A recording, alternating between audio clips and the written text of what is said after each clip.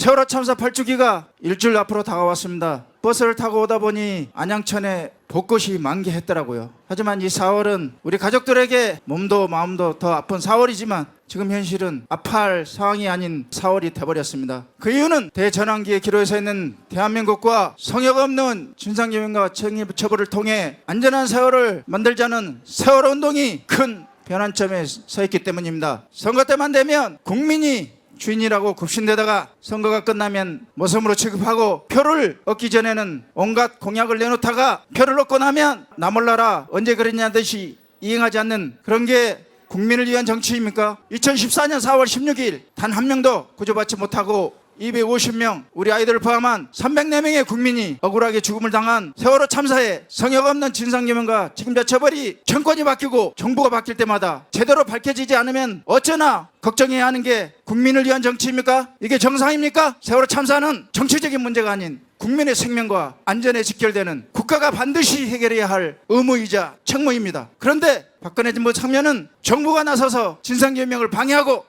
증거를 조작하고 은폐하고 세월호 참사를 폄하하고 유가족을 모욕하며 탄압하였고 문재인 정부 5년은 나서서 방해하지는 않았지만 적극적인 의지 없이 그저 되는 대로 하면 된다는 식의 소극적인 태도를 보이는 이런 행태들이 정말 답답하고 화가 나는 작금의 현실입니다. 이게 국민을 위한 정치입니까? 세월호 참사 이전과 이후는 바뀌어야 된다는 국민적 열망과 성역 없는 진상규명과 책임자 처벌을 하라는 국민의 명령은 왜 이행하지 않는 겁니까? 얼마 전 20대 대통령 선거가 끝났습니다. 각 대선 후보에게 세월호 참사와 관련한 6가지 요건을 보냈는데 유일하게 답변하지 않은 답변을 거부한 윤석열 후보가 당선이 되었습니다. 만약 윤석열 정부가 이전 박근혜 정부에서 세월호 참사와 관련해서 잘못했던 것을 바로잡는 계기로 삼아 성역 없는 진상과 책임자 처벌을 완수해서 후보 때 강조했던 국민 대통합을 한다면 환영할 일이지만 만약 그렇지 않고 박근혜 정부에서 했던 행태와 똑같은 행태를 보인다면 거센 국민적 저항에 직면할 것입니다. 만약 이런 상황이 된다면 성역 없는 진상규명과 책임자 처벌은 더 어려워질 것은 불보듯 뻔한 것입니다. 하지만 우리가 누굽니까? 지난 8년간 온갖 방해와 탄압에도 굴하지 않고 성역 없는 진상규명과 책임자 처벌을 통해 안전한 사회를 만들자고 함께 싸운 우리 피해자 가족들과 살육 시민 동포들 아니겠습니까?